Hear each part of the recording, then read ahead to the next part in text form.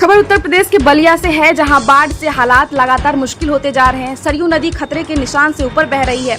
आपको बता दें कि बलिया के कई गांवों में कटान तेज हो गई है। सरयू नदी के प्रकोप और कटान के डर से लोग अपने ही हाथों अपना आशियाना उजारने को मजबूर हो गए हैं। ये तस्वीरें बलिया के बांसडीह तहसील क्षेत्र अंतर्गत भोजपुरवा टिकुलिया गाँव का है, जहाँ ऐसी स्थिति बनी है कि लोग अपने खून पसीने से बनाए घरों को अपने ही हाथों तोड़ रहे हैं और लोग सामान लेकर नदी किनारे से दूर जा रहे हैं, जहां सरयू नदी के आगे सब बेबस हो गए हैं। हालांकि लगातार अधिकारियों और जनप्रतिनिधियों का दौर जारी है।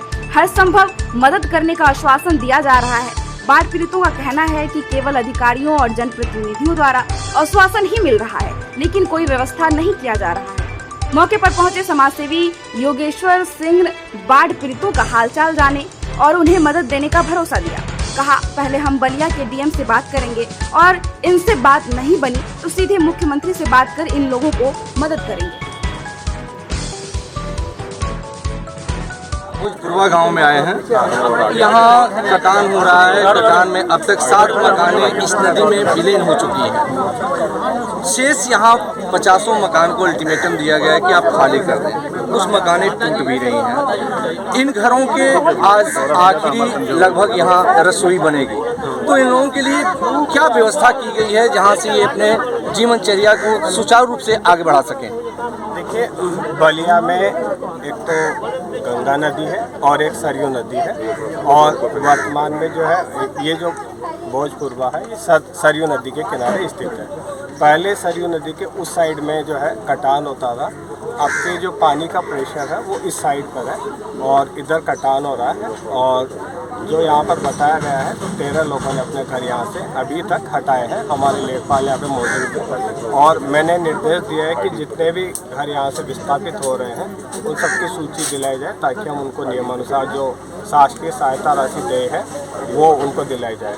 इसके अलावा यहाँ से हमारा जो बाढ़ शरणालय है वो 4 किलोमीटर की दूरी पर स्थित है, तो हम वहाँ पर इनको पहुँचा रहे हैं। बाकी इनका जो नुकसान हुआ है उसका हम सर्वे करके और शासन से हम इनको नियमानुसार सहायता देंगे। अभी तक कितने लोग घर खाली कर चुके हैं सर? जैसा मैंने बताया कि अभी तक जो हमारे लेखपाल सर्वे के अनुसार है वो 13 लोग यहाँ से घर हटा करके गए हैं और बाकी पूरा सर्वे हम करा रहे हैं। लगभग यहाँ पर जो है कच्ची बस्ती मतलब कच्चे घर और पक्के घर मिला के लगभग इस टोले में लगभग 100 घर के आसपास है। और अभी जो यहाँ सरयू का कटान हुआ है वो पिछले 5-6 दिनों में 80 से 100 मीटर जो मुझे यहाँ पे लोगों ने बताया है वो कटान में ज़मीन गई है। अभी जो यहाँ का जल स्तर चल रहा है वो 64.20 है और जितना पानी ऊपर से आ रहा है लगभग उतना जो है पास हो जा रहा है। तो अभी पानी के बहुत ज़्यादा बढ़ने की उम्मीद नहीं है, लेकिन फिर भी एहतियात के तौर पे हम जो हमारी कार्यवाही है वो शासन स्तर की वो सभी कार्यवाही कर रहे हैं। नियमानुसार इनको सहायता राशि दी जाएगी। मैंने यहाँ पे ग्रामीणों से भी बात की है और इसके बाइक कटान रोकने के लिए सरकार क्या कार्य कराए जा रहे हैं?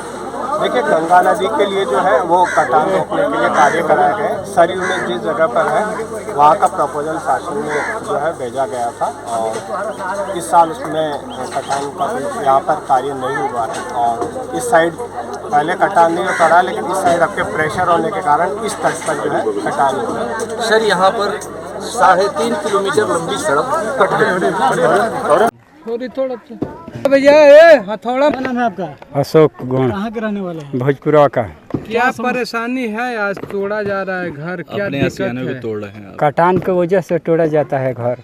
मान लीजिए कि नज़दीक में कटान आ गया है, घर बचने वाला नहीं है, इसीलिए हम लोग तोड़ रहे हैं। अधिकारी नहीं आए थे बचाव करने? सब लोग आ रहे हैं, अधिकारी सब लोग आ रहे हैं, एडीएम डीएम सब आज आए थे। सब लोग कह रहे हैं कि व्यवस्था के लगे हैं, व्यवस्था के लिए कर रहे हैं, लेकिन अभी व्यवस्था कुछ हुआ है नहीं। अभी सब आकर के घूम करके जा रहे हैं। क्या इससे पहले कभी आए हैं अधिकारी, कोई बाढ़ विभाग के या डीएम या एसडीएम की? सूखा जिस टाइम पे सूखा था उस टाइम पे कोई नहीं आया था। जिस टाइम पे नदी सूखा था उस टाइम पे कोई नहीं आया था देखने के लिए। आप लोग इसमें विलीन हो चुकी है अब तक? हमारा तो 7 बीघा इसमें गया है नदी में। परिवार परेशान है यहाँ पे? बहुत परिवार परेशान है। अब देख लीजिए कि सब सामने लौक रहा है। ये इसमें देखिए कि सामने सब लोग परेशान है, सब गाड़ी से लेकर के आज अपना अपने भाग हाथों रहा से है। आशियाने को तोड़ दिया, अब तोड़ कहाँ दिया। रहेंगे आप? अब देखिए अब कहाँ रहेंगे, सरकार कहाँ व्यवस्था कर रहे हैं। अब तो बोल रहे हैं सरकार की व्यवस्था में लगे हैं। अच्छा, अब बाढ़ विभाग द्वारा कोई बचाव कार्य नहीं किया गया है यहाँ पे? अभी कोई नहीं किया गया है। मकान कब का बना है, कौन बनवाया है ये मकान जो आप तोड़ रहे हैं? ये 2000 लमसम 2 में मकान बना था, हम भी बनवाए थे, कमा करके बनवाए थे। अब क्या करते हैं, कैसे? अब मकान तोड़ दिए तो कहाँ रहेंगे, कैसे रहेंगे? अब देखिए अब तो क्यों व्यवस्था है इसमें, तोड़ना ही क्यों है, जो हासिल होने वाला होएगा इसमें होएगा। क्या नाम है आपका? शिव जी यादव। ये कौन सा गांव है? ग्राम भोजपुरवा, कोस्ट में टिकुलिया। अभी यहाँ पे सरयू नदी का क्या स्थिति है और गांव में किस तरह का माहौल है अभी यहाँ पे? बहुत खतरनाक है, सरयू नदी का कटान बहुत खतरनाक है, बहुत तेजी है। हाँ जी, तो अभी प्रतिदिन कितना कटान जारी है? प्रतिदिन 20-30 मीटर कट जाता है। हाँ 30-40 मैंने 35-40 तक कट जाता है हर प्रतिदिन। तो जो यहाँ पे जो घरे हैं, अभी आप लोग कहाँ जाने के लिए यहाँ से तैयारी कर रहे हैं? अभी हम लोग जाने के लिए कहीं व्यवस्था नहीं है, ठीक, कहीं मैंने हितई नतई कहीं रह करके व्यवस्था अपन सामान लोग हम रख रहे हैं, ठीक। तो जो घरे हैं अपना घरे भी आप लोग उजाड़ रहे हैं क्या? हाँ हाँ, क्या कर रहे हैं आप लोग? तोड़ रहे हैं जिसपी से, अपने हाथ से जिसपी लगी हुई है यहाँ पर। प्रशासन द्वारा कोई व्यवस्था आप लोग? अभी कुछ नहीं है। कोई अधिकारी या कोई लोग आए यहाँ पे आपसे सुध लेने के लिए आए? विधायक जी भी आए थे, विधायिका जी राम गोविंद चौधरी भी आए थे, विद्यार्थी जी भी आए थे, सब लोग आए थे, कह कर के गए, कुछ भी नहीं किया, कुछ नहीं हुआ। ये बता तक खाना के भी लोग को व्यवस्था नहीं है वहाँ पर। कितने आप लोग यहाँ पे लोग हैं? ये कम से कम ये 300 घर होगा। सभी लोग परेशान हैं। प्रशासन की तरफ से कोई व्यवस्था नहीं है अभी। ये हर साल होता है या फिर ये पहली बार? नहीं, अभी तो ये दूसरा साल से स्टार्ट है गांव का ढहाना। लगानी है, हमारा नाम लगानी है। कहाँ के रहे वाला है? टिकुलिया हमरे बसिना हमनी के। का समस्या बा आप लोग का? समस्या बा जे घघरा नदी के दमन के द्वार पे चाप देलक, सरकार कोनो साधन हमनी के ना देहनी। का सरकार के अथी वजह सरकार के साधन दी, हमनी के बैठे के दी। तब बाढ़ विभाग तो कहता था कि हम इतना कुल काम कर देनी है, कौनो काम ना लेके खा घाल तलो, झूठो के देखा तलो, बांस से ईंटे से रोकी, हाँ अपन बगली भर तलो, और सरकार से कहत कि नहीं भाई हमार ठीक काम बा, कहत कई करोड़ रुपया के हमने के बना दिल बा। कुछ ना तो क्या के सरकार देखी जे कहाँ बा, बांध के निर्माण कुछ नहीं के ना, कुछ के ना रोके के बांस बल्ली पहले गाड़े रहला, पहले गाड़ा कुछ नहीं करा, पहले रोकल है बार रोकल, कुछ नहीं कर रोकल।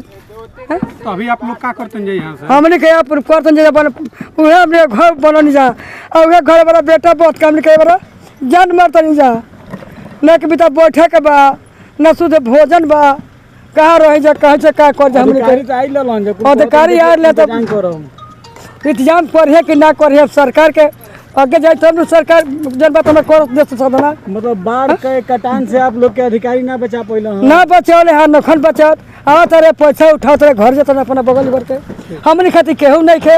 अधिकारी आनी है तब बतियनी है यार, अधिकारी से कहत कि दे जब सरकार हमन के जब साधन दी तब जब मिल हमने कैसे खाई ले, कैसे कहले बानी तो कहत कि दे कनेल को होता तो हमने का दिलो। कितना जमीन चल गई कटान में? बारे बाप हो बाप तो करोड़ जगह बने बात करोड़ चल गई। बताई खाना पीना के व्यवस्था के का हाल बा? अधिकारी आके पूछा था लोग, अधिकारी पूछे तो अधिकारी दिलो तब न हमने के जाना जा अधिकारी दिलो कि ना दिलो, व्यवस्था नहीं, कुछ व्यवस्था नहीं हमने के, जब दिलो तब दिन से कटान होता है। आज कटान तो आज 10 दिन में हेत लगे चलिए, 10 दिन में होता केहू तक कुछ ना देर रात को नट के देर खाली ठोक के सुताओ तलो जे बड़ा ठीक बा केहू कुछ नहीं के देर कहाँ लिखे केहू देत हमने के। जी एक अपना पहले परिचय दे दें। मेरा नाम योगेश्वर सिंह है, कुशवाहा गांव का रहने वाला हूं।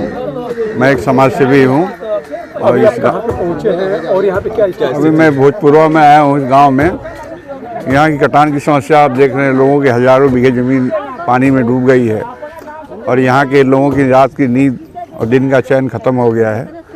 नए नए मकान लोगों ने जो बनवाए हैं तुड़वा रहे हैं, ये सब स्थिति आप लोग देख ही रहे हैं। तो जिस तरह से घाघरा में भयावह रूप दिखाई दे रहा है, जिस तरह कटान हो रही है, तो लोगों के आशियाने टूट रहे हैं, तो वो व्यक्ति कहाँ जा रहे हैं, कैसे आप लोग व्यवस्था करा रहे हैं उनको देखा जाए तो? जो भी लोग आवासहीन हो रहे हैं उनको डीएम साहब से बात करूँगा विस्थापित करने के लिए उनको, और इनकी भोजन वगैरह की जो समस्या है उसको तत्काल कार्रवाई की जाए, इनको रहने की व्यवस्था की जाए, खाने पीने की व्यवस्था की जाए। अभी तो यही किया जा सकता है। इसके अलावा आप अन्य गाँव में भी गए थे, वहाँ पे क्या स्थिति थी? नहीं, इतनी भयावह स्थिति नहीं थी अन्य गाँवों में, लेकिन यहाँ सबसे ज़्यादा दुखदायी और ख़तरनाक स्थिति है। देखा जाए तो यहाँ पे कोई अभी तक अधिकारी यहाँ पर इन लोगों का दर्द को पूछने नहीं आया है। अभी आपके सामने ही लोग कह रहे हैं कि इन लोगों की कोई व्यवस्था नहीं है, न खाने की व्यवस्था, न किसी चीज़ की व्यवस्था, तो कैसे इनकी ज़िंदगी चलेगी? क्या मानते हैं? अब प्रशासन से बात की जाएगी, अगर प्रशासन नहीं सुनता है तो ऊपर बात की जाएगी। लखनऊ आगरा एक्सप्रेसवे पर एक दर्दनाक हादसा हुआ है। इस हादसे में 2 लोगों की मौत हो गई और 8 लोग गंभीर रूप से घायल हो गए। पुलिस ने मौके पर पहुंचकर घायलों को अस्पताल में भर्ती करवाया। आपको बता दें कि पिकअप सवार बिहार से दिल्ली जा रहे थे, तभी अचानक एक डीसीएम डिवाइडर तोड़कर रॉन्ग साइड से जा रहे पिकअप में जा घुसी, जिसमें 2 लोगों की मौत हो गई और 8 लोग गंभीर रूप से घायल हो गए। वहीं सूचना पाकर पहुंची पुलिस ने शवों और घायलों को मेडिकल कॉलेज भेज दिया। आपको बता दें कि जानकारी के बाद घटनास्थल पर एसडीएम और सीओ भी पहुंचे। उत्तर प्रदेश के फतेहपुर जिले में अपने मांगों और ऑनलाइन उपस्थिति को लेकर आंदोलनरत शिक्षकों ने सोमवार को शिक्षक शिक्षा मित्र अनुदेशक कर्मचारी संयुक्त मोर्चा के बैनर तले बेसिक शिक्षा कार्यालय का घेराव किया। वहां से पैदल मार्च कर कलेक्ट्रेट में शिक्षक एकता की हुंकार भरते हुए मांग न होने पर आगामी 23 जुलाई को वृहद धरना प्रदर्शन का ऐलान किया। आपको बता दें कि आज अपनी मांगों को लेकर शिक्षकों ने कहा कि जब तक हमारी मांगे नहीं मानी जाती तब तक ऑनलाइन हाजिरी का बहिष्कार रहेगा। शिक्षक विरोधी प्रदेश सरकार की नीतियों से आक्रोशित शिक्षकों ने प्रदेश नेतृत्व के आह्वान पर आज फिर कलेक्ट्रेट में जोरदार विरोध प्रदर्शन कर अपनी मांगों के पक्ष में आवाज बुलंद की।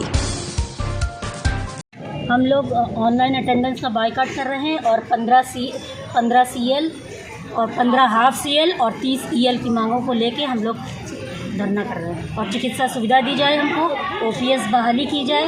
इन मुद्दों को लेकर आज हम लोग यहाँ पे धरना प्रदर्शन कर रहे हैं। अगर मांग नहीं पूरी हुई तो आगे आंदोलन कैसे चलेगा? आगे आंदोलन और तेज होगा, भूख हड़ताल की जाएगी, कुछ भी आगे जो रणनीति बनेगी अध्यक्ष मंत्री लोगों की उसी हिसाब से हम लोग कार्य करेंगे। धन्यवाद। क्या नाम है आपका? लतापुरी गोस्वामी, प्राथमिक विद्यालय चकमौरदीनपुर, मलवा फतेहपुर। वो कार्यक्रम व्यक्तिगत वित्तीय संगठनों के थे, आज के कार्यक्रम है वो संयुक्त मोर्चा की तरफ से कार्यक्रम है, जिसमें शिक्षक अनुदेशक, DCPTC एसोसिएशन और शिक्षा मित्र अटेवाई सभी कर्मचारियों को मिलकर के एक संयुक्त मोर्चा बनाया गया है। संयुक्त मोर्चा के आह्वान पर हम लोग आज ज्ञापन दिए हैं और इस ज्ञापन में 7 सूत्री मांगे हमारी हैं। 7 सूत्री मांगों को सरकार हमारे मान ले। हमको डिजिटल अटेंडेंस देने में कोई दिक्कत नहीं है, लेकिन जो अव्यवहारिक ये है वो अव्यवहारिक कानून पर संशोधन करें और हमारे 7 सूत्री मांगों को स्वीकार करें। हम डिजिटल अटेंडेंस देने को तैयार हैं। सरकार आपकी मांगे नहीं पूरी कर पा रही है, क्या रणनीति? अगर सरकार हमारी 1 सप्ताह 10 दिन में मांगे नहीं पूरी कर रही है तो प्रदेश का जो संयुक्त मोर्चा बना हुआ है उसके निर्देश पर हम महानिदेशक का कार्यालय 29 जुलाई का घेराव करेंगे लखनऊ में जाकर। हमारा मैं मान सिंह यादव, जिला महामंत्री उत्तर प्रदेश। मित्र भी आए हुए हैं इस संगठन के साथ जुड़कर। शिक्षा क्या मांगे हैं आप लोगों की? देखिए, बहुत सारी मांगे हैं, समस्याएं हैं। सबसे पहले तो चूँकि संगठनों ने अपना शिक्षक संगठनों ने बताया, मैं अपने पर्सनल अपने शिक्षा संगठन की बात करता हूँ कि शिक्षा मित्रों का 7 वर्षों से अभी तक ये बताइए 7 वर्षों से महंगाई कहाँ से कहाँ पहुँच गई, लेकिन 10,000 रुपये जो 7 वर्ष पहले था मानदेय शिक्षा मित्रों का, अब वो भी 11 महीने का वही 10,000 रुपये है। क्या आलू के रेट बढ़े हैं, पेट्रोल डीजल के रेट बढ़े हैं, तो क्या शिक्षा मित्रों का रेट, क्या उनका जो है कम में डीजल पेट्रोल मिलेगी? क्या महंगाई शिक्षा मित्रों के लिए नहीं है? 10,000 रुपये में शिक्षा मित्रों का भरण पोषण परिवार का हो सकेगा इतना? और अनुदेशकों का 17,000 रुपये हो गया था। कोर्ट ने संज्ञान लिया था, हाई कोर्ट का आदेश था और उस हाई कोर्ट के आदेश को रद्द करते हुए सरकार ने नहीं माना और उनका जो है मानदेय कम करके बहुत कम कर दिया। परिचय बता दीजिए। इसलिए बहुत सारे बिंदु हैं। ऑनलाइन अटेंडेंस की बात है तो ऑनलाइन अटेंडेंस से हम लोग देने के लिए तैयार हैं, लेकिन आप ये सोचिए कि गर्मी, जाड़ा, बरसात में जो समय है, मान लीजिए गाड़ी पंचर हो जाती है या किसी के यहाँ कोई दुर्घटना घट जाती है, तो इसका कोई विकल्प भी तो होना चाहिए। एसी में बैठ करके सीधे आदेश जारी कर देना, हमारे शिक्षक संगठनों के प्रतिनिधियों के साथ वार्ता करने के बाद जो विसंगतियां आ रही हैं उन विसंगतियों को दूर करते हुए इसके बाद ऑनलाइन अटेंडेंस का जियो जारी और साफ सुथरा हम लोग देने के लिए तैयार हैं। लेकिन जो हमारी मांगे हैं, जो हमारी जायज मांगे हैं, वो हमारी मांगे पूरी कर दे और हम ऑनलाइन अटेंडेंस देने के लिए तैयार। विजय सिंह और जिला। खबर उत्तर प्रदेश के जालौन जिले के गोहन प्राथमिक स्वास्थ्य केंद्र का है, जहां जालौन स्वास्थ्य विभाग के दावे फेल होते नजर आ रहे हैं। गोहन में बना प्राथमिक स्वास्थ्य केंद्र पर ताला लटक रहा है, वहीं मरीजों को समय से उपचार भी नहीं मिल पाता है। मरीजों के साथ स्वास्थ्य विभाग कर्मचारी खिलवाड़ कर रहे हैं। वहीं सूबे के मुखिया ने स्वास्थ्य विभाग को बदलने का प्रयास किया, लेकिन अभी तक जालौन में स्वास्थ्य विभाग की हर दिन हालत बिगड़ती ही जा रही है। सुबह 8 बजे तक हर हाल में प्राथमिक स्वास्थ्य केंद्र खुल जाना चाहिए, लेकिन 8:30 से लेकर 9 बजे तक भी अस्पताल नहीं खुल पाता है। स्वास्थ्य विभाग के दावे फेल होते नजर आ रहे हैं। इस वक्त मैं मौजूद हूं जनपद जालौन के गोहन में, जहां ये देख सकते हैं कि प्राथमिक स्वास्थ्य केंद्र है गोहन में, जो समय से नहीं खुलता है। मैं यहां पर मौजूद हूं, मैं दिखाना चाहता हूं कि स्वास्थ्य विभाग के कैसे दावे फेल होते हैं। देखिए, मरीज अगर आते हैं तो यहां पर समय से अस्पताल नहीं खोला जाता, ये स्वास्थ्य केंद्र नहीं खोला जाता है, जहां मरीजों को समय से इलाज नहीं मिल पाता। जबकि यहां पर डॉक्टर, फार्मासिस्ट और अन्य कर्मचारी भी यहां पर तैनात हैं, फिर भी ये समय से नहीं खुलता है। ये स्वास्थ्य विभाग की बड़ी लापरवाही सामने देखने को मिल रही है। जालौन में जो कि स्वास्थ्य विभाग है पूरी तरीके से ध्वस्त होता दिखाई दे रहा।